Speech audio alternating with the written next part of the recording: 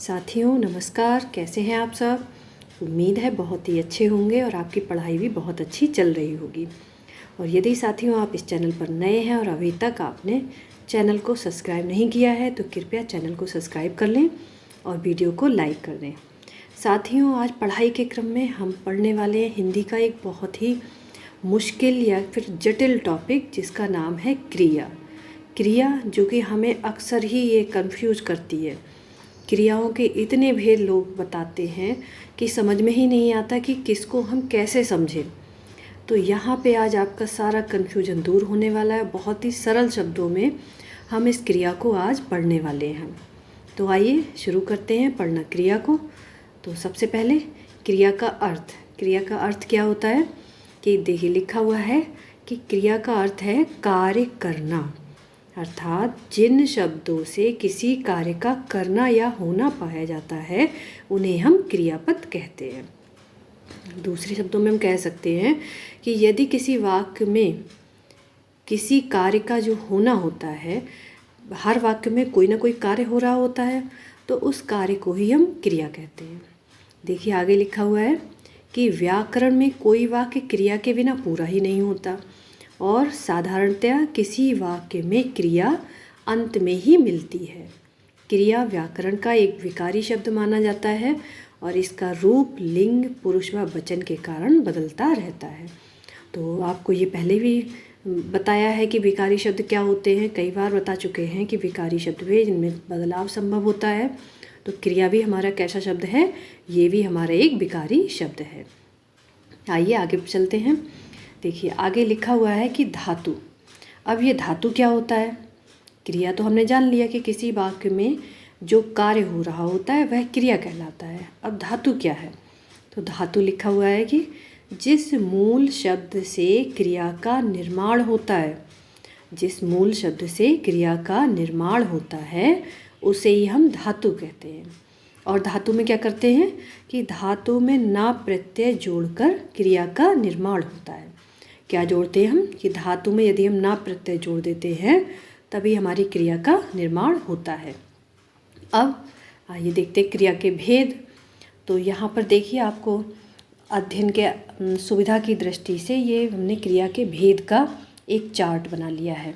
इसमें हमने ये देखा है कि क्रिया के भेद कितने हैं कि कर्म के आधार पर क्रिया दो प्रकार की है और ये कौन सी है, सकर्मक और अकर्मक। अब ये अकर्मक तो क्रिया में कुछ नहीं है, लेकिन सकर्मक क्रिया भी हमारी दो प्रकार की होती है। कौन सी, एक कर्मक द्विकर्मक। अब दूसरा भेद है हमारा प्रयोग के आधार पर। तो प्रयोग के आधार पर हमारी क्रियाओं के भेद कितने हैं, ये है 8 प्रकार। कौन से, सामान्य क्रिया, संयुक्त क्रिया, प्रेरणार्थक क्रिया, पूर्वकालिक क्रिया, नाम धातु क्रिया, कृदंत क्रिया, सजाती क्रिया और सहायक क्रिया। आगे हम आता है एक हमारा वर्गीकरण कि काल के आधार पर क्रिया। काल के आधार पर क्रिया कितने प्रकार की है, तो ये है हमारी 3 प्रकार की। कौन सी, भूतकालिक क्रिया, वर्तमानकालिक क्रिया और भविष्यत्कालिक क्रिया। तो ये हमने क्रिया के भेद देख लिए। अब इन सब भेदों को हम विस्तृत तौर पर देखेंगे और पढ़ेंगे। आइए आगे देखते हैं। देखिए सबसे पहले हमने क्या भेद किया कि कर्म के आधार पर। सबसे पहले हमने क्या पढ़ा था, कर्म के आधार पर क्रिया के भेद। तो कर्म के आधार पर क्रिया के पहला भेद होता है अकर्मक क्रिया। देखिए शाब्दिक रूप से ही इसमें पता चलता है कि ये 2 शब्द है इसमें, आ और कर्मक। आ हमारा नकारात्मकता का बोध कराता है और कर्मक तो कर्म के लिए कहा गया है। तो यहाँ पर क्या कहेगा कि वे क्रियाएं जिनके साथ कर्म प्रयुक्त नहीं होता है, वे क्रियाएं जिनके साथ कर्म प्रयुक्त नहीं होता तथा क्रिया का प्रभाव वाक्य में प्रयुक्त कर्ता पर पड़ता है। किस पर पड़ेगा, अगर कर्म हमारा प्रयुक्त नहीं होगा तो हमारी जो क्रिया है उसका प्रभाव किस पर पड़ेगा, वो पड़ेगा हमारे कर्ता पर। तो वहाँ पर कौन सी क्रिया होती है, वहाँ पर होती है हमारी अकर्मक क्रिया। जैसे क्या लिखा हुआ है देखिए कि कुत्ता भौंकता है। अब यहाँ पर इस वाक्य में यदि हम देखें कुत्ता भौंकता है तो भौंकने का हमारा प्रभाव जो है या उसका फल किस पर पड़ेगा, कुत्ते पर ही पड़ेगा। दूसरा हमारा उदाहरण है कविता हंसती है, वह अपने घर गया। कविता हंसती है, हंसने का प्रभाव हमारे कर्ता पर पड़ता है, किस पर, यानी कविता उस पर पड़ेगा। इसी तरह से वह अपने घर गया तो घर जाने का फल किसे मिलेगा, वह अर्थात हमारे कर्ता को मिलेगा। तो ये हो गई हमारी अकर्मक क्रिया। अब हम आते हैं सकर्मक क्रिया पर। सकर्मक क्रिया अर्थात सा और कर्मक, सा का अर्थ है सहित और कर्मक कर्म के। तो ये क्या हो गया कि वे क्रियाएं जिनके साथ कर्म प्रयुक्त होता है, अर्थात वाक्य में क्रिया के साथ कर्म भी प्रयुक्त होता है, वहाँ पर क्या होती है, सकर्मक क्रिया हमारी होती है। इसके दो भेद हैं, कौन कौन से, एक कर्मक क्रिया और द्विकर्मक क्रिया। अब जो हमारी सकर्मक क्रिया है इसके दो भेद होते हैं, कौन से होते हैं, पहला है हमारा एक कर्मक क्रिया जहाँ पर एक ही कर्म प्रयुक्त हो, दूसरा है हमारा द्विकर्मक, जैसा कि इसके नाम से ही हमें पता चल रहा है कि जहाँ पर एक से अधिक कर्म हो अर्थात दो कर्म हो, वहाँ पर हमारी द्विकर्मक क्रिया होगी। अब देखिए एक कर्मक क्रिया में क्या आता है कि सिंपल सा एक हमारा कर्ता होगा, एक हमारी क्रिया होगी। तो इसका उदाहरण जैसे लिया गया है, देखिए कि दुष्यंत भोजन कर रहा है, दुष्यंत भोजन कर रहा है। अब द्विकर्मक क्रिया में क्या होता है, देखिए द्विकर्मक क्रिया की एक पहचान भी लिखी गई है कि इसमें क्या होता है कि पहला हमारा जो है क्रिया, पहली हमारी जो क्रिया है इसमें वो हमेशा प्राणीवाचक होती है, तथा इसमें दूसरी क्रिया जो दी गई होती है वो निर्जीव होती है। ये हमारी द्विकर्मक क्रिया की पहचान है कि पहली क्रिया हमारी प्राणीवाचक होगी और दूसरी क्रिया हमारी क्या होगी, निर्जीव होगी। उदाहरण के लिए क्या लिखा है कि नर्स ने रोगी को दवा पिलाई। अब यहाँ पर क्या है, देखिए हमने क्या पढ़ा था कि पहला हमारा जो क्रिया होगी वो कैसी होगी, प्राणीवाचक। तो यहाँ पर नर्स हमारी कर्ता है, रोगी हमारी पहली क्रिया और दवा जो कि निर्जीव है ये हमारी दूसरी क्रिया हो गई। तो यहाँ पर द्विकर्मक क्रिया हो गई।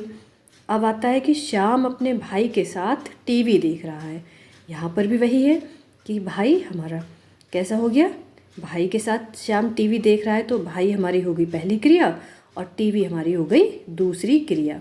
इस तरह हमने ये देख लिया कि कर्म के आधार पर क्रिया के हमारे क्या भेद हैं। अब आइए हम देखते हैं अगला हमारा भेद। तो अगला भेद है हमारा प्रयोग तथा संरचना के आधार पर क्रिया के भेद। प्रयोग तथा संरचना के आधार पर कितने भेद हैं, अभी हमने पढ़ा था 8 भेद हैं। अब इनको हम विस्तृत तौर पर जानते हैं कौन कौन से भेद हैं ये। सबसे पहली हमारी आती है सामान्य क्रिया। तो सामान्य क्रिया में क्या है कि जब किसी वाक्य में एक ही क्रिया का प्रयोग किया जाए उसे क्या कहते हैं, उसे हम सामान्य क्रिया कहते हैं। कि किसी वाक्य में जब एक ही क्रिया का प्रयोग होता है वहाँ पर कौन सी क्रिया होती है, वहाँ पर हमारी सामान्य क्रिया होती है। जैसे महेंद्र जाता है, रीता गई। दूसरी क्रिया है हमारी संयुक्त क्रिया। अब संयुक्त क्रिया में क्या होता है कि जो क्रिया दो या दो से अधिक क्रियाओं के मेल से बनती है। यहाँ पर क्या होता है, जहाँ पर हमारी वह क्रिया जो दो या दो से अधिक क्रियाओं के मेल से बनती है वह हमारी क्या है, वह हमारी संयुक्त क्रिया है। अब जैसे क्या लिखा है देखिए कि जया ने खाना बना लिया। क्या किया कि जया ने खाना बना लिया। तो यहाँ पर हमारी दो क्रियाएं प्रयुक्त हुई हैं, खाना और बना लिया। तो ये यहाँ पर क्या हो गई, हमारी संयुक्त क्रिया हो गई। ऐसे दूसरा उदाहरण है कि मैंने खाना खा लिया। यहाँ पर भी हमारी संयुक्त क्रिया है। अब तीसरी क्रिया हमारी आती है प्रेरणार्थक क्रिया। प्रेरणार्थक क्रिया क्या होती हैं कि वे क्रियाएं जिनमें कर्ता स्वयं कार्य ना करके किसी और से कार्य करवाता है। प्रेरणार्थक क्रिया में क्या होता है कि कर्ता स्वयं कार्य नहीं करता है बल्कि किसी और से कार्य कराता है। जैसे माँ ने पुत्री से खाना बनवाया। अब यहाँ पर माँ ने स्वयं खाना नहीं बनाया, इस माँ ने पुत्री से खाना बनवाया, उसे प्रेरणा देकर पुत्री से खाना बनवाया, इसलिए यहाँ पर कैसी है, प्रेरणार्थक क्रिया है। इसी तरह से दूसरा उदाहरण है कि मालिक ने नौकर से कार धुलवाई। मालिक ने किसे प्रेरणा देकर नौकर से कार धुलवाई। तो यहाँ पर हमारी हो गई प्रेरणार्थक क्रिया। अब आते हैं हम अपनी चौथी क्रिया पर जो है पूर्वकालिक क्रिया। देखिए इसमें क्या है, कहते हैं कि जब किसी वाक्य में दो क्रियाएं प्रयुक्त हुई हों तो जो क्रिया पहले संपन्न हुई हो उसे ही पूर्वकालिक क्रिया कहते हैं। अर्थात यदि है हम कोई वाक्य देखते हैं जिसमें दो क्रियाएं हों, दो वाक्य हों, और उनमें जो पहला वाक्य होगा यानी पहली क्रिया होगी उनमें क्या होता है, वही हमारी पूर्वकालिक क्रिया कही जाती है। जैसे कि उदाहरण के लिए लिखा है कि सीता पढ़कर सो गई। तो यहाँ पर सीता ने क्या किया, पढ़कर, फिर उसके बाद में वह सो गई। तो यहाँ पहला हमारी क्रिया क्या हुई, पूर्वकालिक क्रिया हमारी हुई सीता पढ़कर, और उसके बाद ही में तो वह सोई है। तो हमारी पहले इसमें लिखा है ना कि जो क्रिया हमारी पहले संपन्न हुई तो सीता पढ़कर, अर्थात पढ़कर हमारी पूर्वकालिक क्रिया है। इसी तरह से दूसरा उदाहरण दिया गया है कि बादल आते ही बरसात हो गई। तो ये हमारी पूर्वकालिक क्रिया के उदाहरण हो गए। आइए अब आगे देखते हैं। आगे है हमारी नाम धातु क्रिया। अब नाम धातु क्रिया क्या होती है कि वे क्रियापद जो संज्ञा सर्वनाम विशेषण आदि से बनते हैं। नाम धातु क्रिया में क्या होता है कि वे क्रियापद जो संज्ञा सर्वनाम विशेषण आदि से बनते हैं, जैसे कि अपनाना, गरमाना, चमकना और गुदगुदाना। ये सब हमारी क्या है, नाम धातु क्रिया है। ये नाम धातु क्रिया अक्सर ही प्रश्न पूछे जाते हैं इससे, तो इसको आप बहुत अच्छे से ध्यान कर लें कि वे क्रियाएं होंगी जो संज्ञा सर्वनाम और विशेषण आदि से बनती हैं। आगे है हमारा छठा नंबर का कृदंत क्रिया। अब कृदंत क्रिया में क्या है कि वे क्रियापद जो क्रिया शब्दों के साथ प्रत्यय लगाकर बनते हैं। कौन से, कृदंत क्रिया में क्या है कि वे क्रियापद जो क्रिया शब्दों के साथ प्रत्यय लगाकर बनते हैं उन्हें हम कृदंत क्रिया कहते हैं। जैसे चल से चलना और लिख से लिखना। कृदंत क्रिया क्या हुई, चल से चलना, लिख से लिखना। आगे आती है हमारी सजातीय क्रिया। यहाँ पर क्या होगा कि वे क्रियाएं जहाँ कर्म तथा क्रिया, क्या कहता है कि वे क्रियाएं जहाँ कर्म तथा क्रिया दोनों एक ही धातु से बनकर एक साथ प्रयुक्त हुई हो। जैसे भारत ने लड़ाई लड़ी। सजातीय क्रिया है यहाँ पर कि जहाँ पर कर्म तथा क्रिया दोनों एक ही धातु से बनकर एक साथ प्रयुक्त हुई हो। उदाहरण देख लिया हमने, भारत ने लड़ाई लड़ी, इसमें हमारी सजातीय क्रिया होगी। अब सबसे आखिर में हमारी आती है सहायक क्रिया। सहायक क्रिया क्या होती है कि किसी भी वाक्य में मूल क्रिया की सहायता करने वाले पद को हम सहायक क्रिया कहते हैं। जैसे सोहन पढ़ता है, तो इसमें जो हमने है शब्द लगाया है ये हमारी हो गई सहायक क्रिया।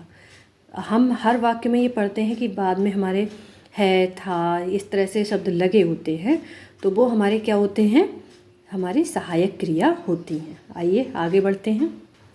अब आता है हमारा तीसरा नंबर का काल के अनुसार क्रिया के भेद। तो काल के अनुसार क्रिया के भेद जो हमने पहले भी पढ़े थे कि 3 होते हैं। कौन कौन से होते हैं, भूतकालिक क्रिया, वर्तमानकालिक क्रिया और भविष्यकालिक क्रिया। इन सबको आप देखिए, हमने एक डायग्राम के द्वारा लिखा हुआ है यहाँ पर, जिससे कि आपको एक साथ में सभी चीज़ें समझ में आ जाएं। तो देखिए भूतकालिक क्रिया क्या है कि क्रिया का वह रूप जिसके द्वारा बीते समय में कार्य संपन्न होने का बोध हो। अर्थात उस क्रिया से जिससे हमें ये पता चले कि कार्य पहले ही समय में हो चुका है, तो वो हमारी क्या होती है, भूतकालिक क्रिया। जैसे उदाहरण लिया गया है कि सरोज गई। इस वाक्य में हमें पता चलता है कि सरोज पहले ही जा चुकी है, तो यहाँ पर ये हमारी क्या होगी, भूतकालिक क्रिया। दूसरा है सलीम पुस्तक पढ़ता है, तो इसमें क्या है, सलीम पुस्तक पढ़ रहा है या पढ़ चुका है। आगे हमारी है वर्तमानकालिक क्रिया।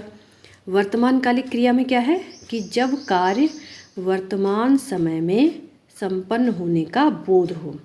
क्या कहते हैं कि जब कार्य के वर्तमान समय में संपन्न होने का बोध हो। जैसे कि बिमला खाना बना रही है, इस समय हमारा कार्य चल रहा है। जिन कार्यों को हम ये समझें कि अभी जो कार्य चल रहा है वर्तमान में, उसमें हम कौन सी क्रिया मानते हैं, उसमें होती है वर्तमानकालिक। दूसरा है देखिए उदाहरण, कमला गाना गा रही है।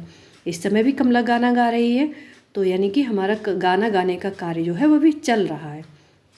तो यहाँ पर हमारी कौन सी क्रिया होगी, ये होगी हमारी वर्तमान कालिक क्रिया।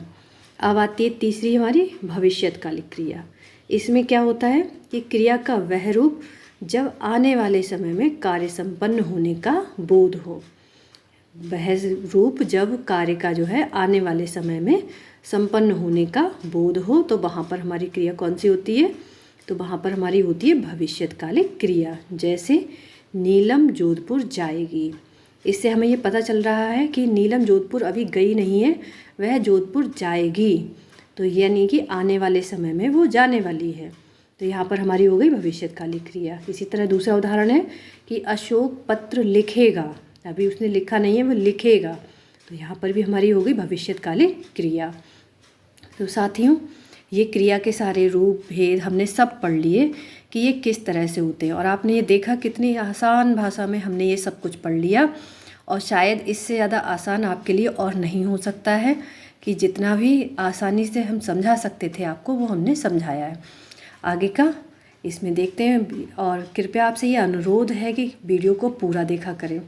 आप जब पूरा देखेंगे तभी ही आपको पूरा टॉपिक समझ में आएगा। और इसी तरह से कुछ और अच्छे से आसान से टॉपिक लेकर आपके सामने फिर से हाजिर होंगे। तब तक के लिए नमस्कार, धन्यवाद।